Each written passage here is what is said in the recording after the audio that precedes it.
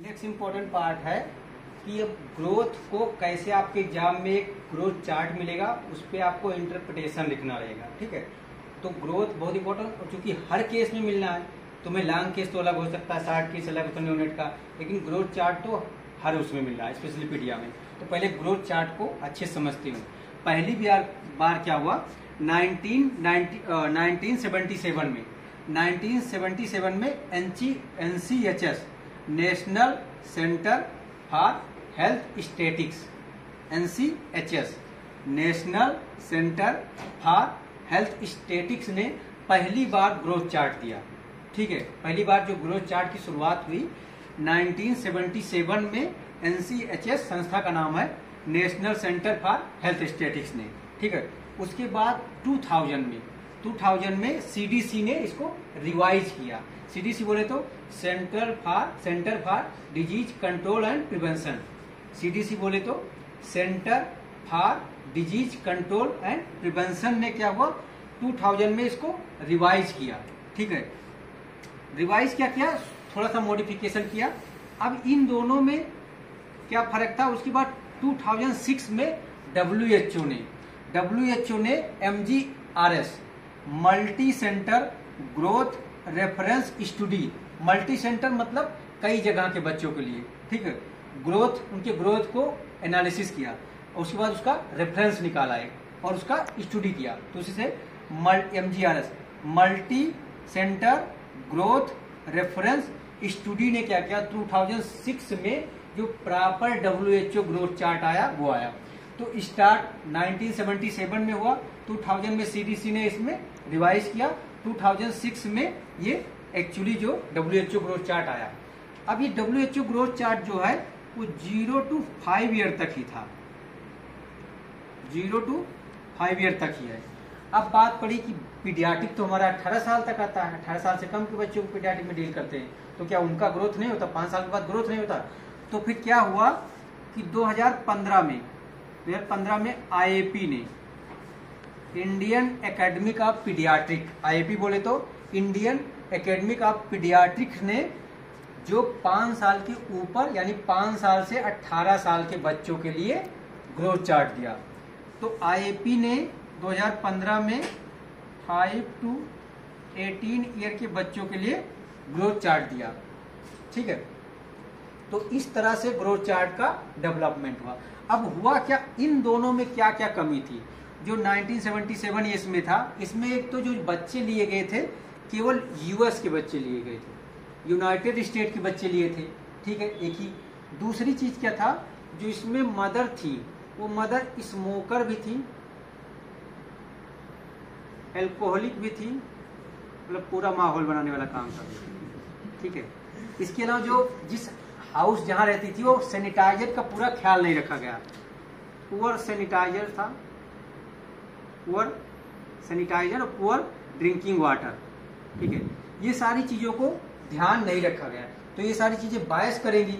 Mother alcoholic मतलब ऐसा नहीं नॉन एल्कोहलिक नहीं, एल्कोहलिक भी ले रही, स्मोकर भी ले रही थी, poor sanitiser, poor water, poor environment वाले जगह का भी लिए गए थे बच्चे।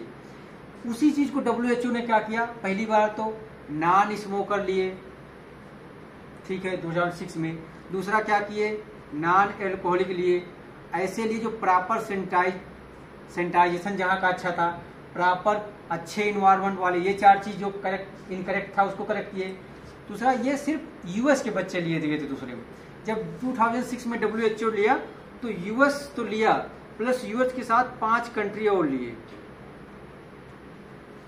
इसको याद करें, बिगनो, US के साथ बिगनो, ब्राजील, इंडिया, घाना, नॉर्वे और ओमान।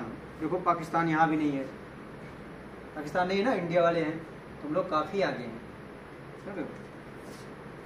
पाकिस्तान वाले, एक बार पाकिस्तान वाले बोल रहे थे कहीं न्यूज में, इमरान खान साहब क्रिकेटर अच्छे थे लेकिन प्रधानमंत्री नहीं सही है, तो क्या कह रहे थे कि इंडिया, अपने साइंटिस्टों को समझा रहे थे कि इंडिया वाले तुम्हारा दिमाग हैक कर रहे हैं, दिमाग को, उनसे बच के रहो। हम न्यूज देखे, हम कहे यार इंडिया वाले को दिमाग चुराने होगा तो हम अपने आगे वाले से करेंगे ना, US वाले चुराएंगे, रूस वाले को, जापान वालों को।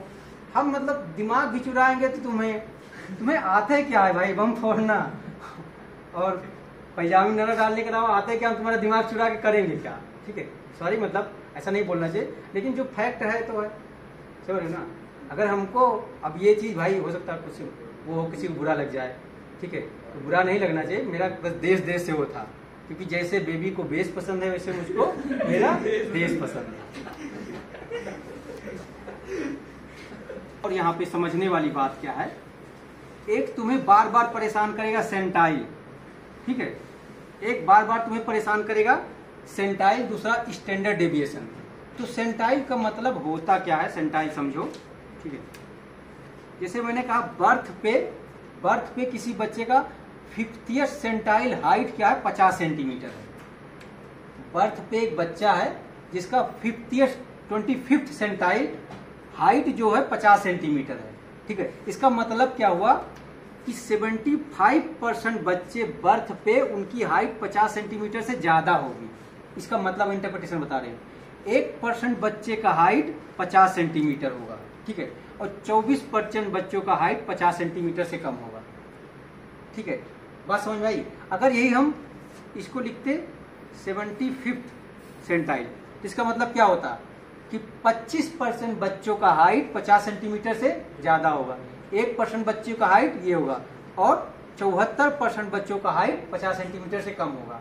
यही मान लो हम बढ़ा के 90 कर देते, क्या हुआ, 10% की हाइट ज्यादा, 1% की 89% की, इसी को हम घटा कर दें थर्ड सेंटाइल।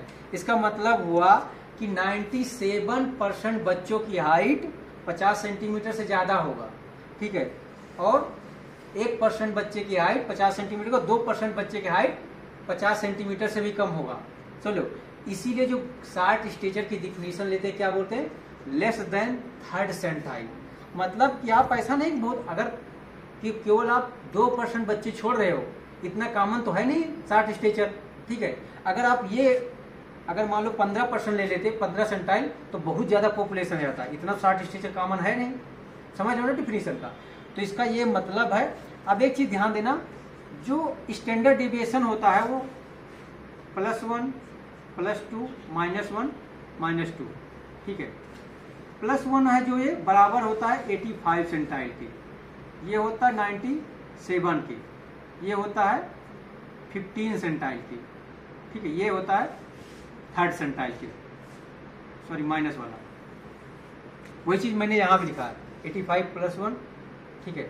तो क्या होगा, तुम लोग क्या डिफिनीशन पढ़ते हो शार्ट स्टेचर की, कि height according to age and sex less than third centile, या दूसरा or less than -2 standard deviation.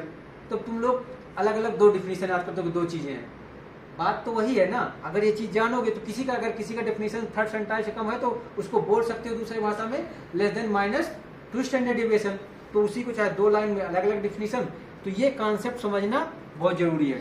तो आई थिंक सेंटाइल और स्टैंडर्ड डेविएशन का कॉन्सेप्ट समझ में आया होगा, क्योंकि जहां भी तुम पढ़ोगे स्टैंडर्ड डेविएशन, सेंटाइल, इतना सेंटाइल, हमारे पीडीएफ में बहुत सारे डिफिनेशन, इवन ब्लड प्रेशर का डिफिनेशन देखो सेंटाइल में है, स्टैंडर्ड डेविएशन में, इस सब में है। तो आपका ये चीज समझोगे तो बार बार जो आता है ना सेंटाइल, तो दिमाग खराब हो जाता है, ठीक है। जैसे ना अगर आप एग्जाम में क्वेश्चन कर रहे हो और पहले सही किए हो और एग्जाम के समय गलत हो जाता है, नहीं याद आ रहा है, तो दिमाग और समय दोनों खराब करता है। ऐसे क्वेश्चन को क्या करना, छोड़ देना, वहाँ ईगो नहीं हट होना चाहिए। अरे यार तो मैंने में सही किया था, ये तो पहले सही किया था, एग्जाम में मैं भूल गया। ऐसा करोगे तो दिमाग और मूड दोनों खराब होगा, टाइम और दिमाग दोनों खराब। उसको स्किप कर देना, बाद में देखा जाएगा समय, ठीक है। ये कुछ रूल्स होते हैं एग्जाम के, जो मैंने नेक्स्ट के रूल में बताया था, उसमें एक रूल ये है, देखते हो नहीं वीडियो तुम लोग, ठीक है। अब ये चीज समझ में आया। अब तुम्हें क्या होगा कि जैसे मान लो कोई बच्चा है, ठीक है, मान लो जैसे यहाँ पे 1 2 3 4 5 इस तरह से ईयर में है, ठीक है। मान लो बच्चा 3 साल का है, ठीक है, इधर उसका वो है वेट है 10 15 20 25 30। हम एक समझाने के लिए एग्जैक्ट नहीं लिख रहे हैं, कुछ और भी हो सकता है, ठीक है। अब मान लो 3 साल का बच्चा है, उसका वजन 10 किलो है,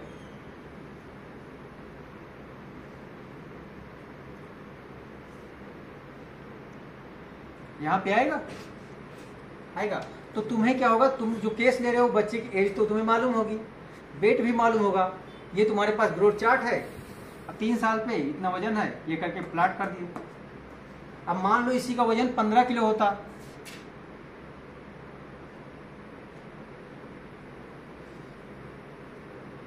यहाँ आता, बात समझ में आई, 15 किलो।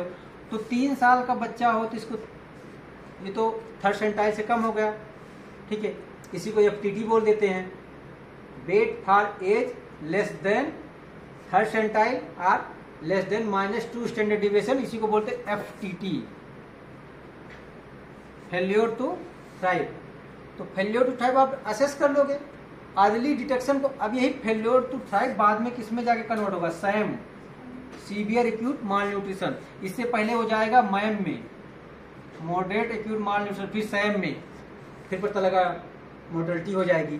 तो आप अर्ली डायग्नोज करके बहुत सारे बच्चों को बचा सकते हो, उनके ग्रोथ को कर से बहुत सारे मैटर जो मदर के कॉम्प्लिकेशन होते हैं, मदर को मतलब परेशान सोशल और फैमिलियर प्रॉब्लम होते हैं, वो सब चीज़ें बता सकते हो। तो ग्रोथ चार्ट उसकी जानकारी पीडिया के लिए बहुत इंपॉर्टेंट है, इवन हर किसी को, बच्चा तो हर किसी के घर में होता है, ठीक है। अब मान लो इसी को 3 साल का बच्चा, मान लो उसका 30 किलो वजन है,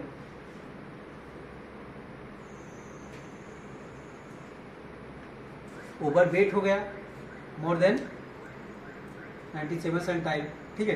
तो आप इससे over weight, under weight, FTT, Sam, सब कुछ, तो ग्रोथ चार्ट आना, प्लाट कैसे करना है। अब हो सकता है यहाँ पे मैंने, यहाँ पे मान लो वेट का लिया है, आप हाइट का ले सकते हो, इधर हाइट का वही कर लेना कहाँ पे पड़ रहा है, हेड सर्कमफ्रेंस का कर सकते हो, हेड सर्कमफ्रेंस, वेट का मैंने किया है, किस पे करना है वो कर देना, वही आपको ग्रोथ चार्ट आपको मिलेगा एग्जाम में, पेपर रहेगा, पेपर प्लाट करना है। तो आसान है, अगर आपको आता है तो आसान है, बहुत आसान है, नहीं आता तो डिफिकल्ट है। अब ध्यान देना यहाँ पे मैंने इसको, होता क्या क्या क्या पॉइंट होते हैं, 3rd, 10th, 50th, 50, 85, 90, 97, इस तरह के सेंटाइल होते हैं, ठीक है। अब ध्यान देना, जो ये 10 वाला होता है, 10 और 90 वाला, ये होता फैंटम चार्ट में, न्यूनेट के लिए होता है फैंटम चार्ट, ठीक है। फैंटम चार्ट में 10 और 90 होता है, तो 10, 90 जिसमें होगा, 15 और 85 वाला नहीं होता है, बाकी सब में 15 और 85 होता है, लेकिन फैंटम चार्ट होता है इसके जगह। मैंने ये सब लिख दिया, एक में दिखाना का, तो 10 और उसमें, तो अगर 10 सेंटाइल के 10 सेंटाइल के नीचे है तो SGA बोलते हैं, और ऊपर 90 से ऊपर है तो LGA। तो LGA और SGA फैंटम चार्ट की देन है, SGA और LGA, ये कौन बताता है, फैंटम चार्ट, ठीक है। SGA बेबी है, LGA बर्थ हुआ बच्चे का, आपने गेस्टेशनल एज वीक में देखा, ये 50, यहाँ इसमें वीक में रहेगा, हाँ एक चीज और ध्यान है, इसमें वीक में रहेगा, फैंटम चार्ट में वीक में रहेगा, और ये कितने वीक तक रहता है, 50 वीक तक, ठीक है। तो आप इससे वो करते हैं। आई होप आपको growth and development, growth chart अच्छे से, तो आप लोग को ये समझना, क्योंकि जब आप ग्रोथ ये चार्ट मिलेगा तो फिर आपको वहीं पे होगा ग्रोथ क्या होता है, ग्रोथ के कितने रूल होते हैं, कैसे ग्रोथ होती है, डेवलपमेंट, जहां आएगा ग्रोथ चार्ट वहां ग्रोथ हो। इसलिए इससे मैं कंप्लीट बताना है कि जहां इसके नहीं इतने जान लिया, उसके बाद उससे रिलेटेड क्या क्या क्वेश्चन पूछे जा सकते हैं वो भी जानो, तो आपका ये बहुत बड़ा मेजर पोर्शन कंप्लीट हुआ। नेक्स्ट टॉपिक हम इम्यूनाइजेशन, जो कि हर उसमें इम्यूनाइजेशन की हिस्ट्री लेना होता है, कैसे इम्यूनाइजेशन, तो पीडिया के लिए इम्यूनाइजेशन जान होता है, तो नेशनल इम्यूनाइजेशन शेड्यूल आपको बाय हार्ट आना चाहिए, एक एक पॉइंट आना चाहिए। IAP इंडियन एकेडमिक पीडियाट्रिक, जो IAP का वैक्सीनेशन शेड्यूल होता है, वो UG को आए ना आए, लेकिन PG वालों के लिए इंपॉर्टेंट होता है, हमारे लिए और PG स्टूडेंट के लिए इंपॉर्टेंट। अगर UG के लिए भी आता है तो आपके लिए प्लस पॉइंट होता है, लेकिन NIS नेशनल इम्यूनाइजेशन शेड्यूल अच्छे से आना चाहिए। उसके अलावा कैचअप इम्यूनाइजेशन क्या होता है, गवर्नमेंट सेक्टर में कौन कौन से इम्यूनाइजेशन होते हैं, कौन कौन से इम्यूनाइजेशन प्राइवेट सेक्टर में होते हैं, वो सब हम डिटेल में बताएंगे। Thank you.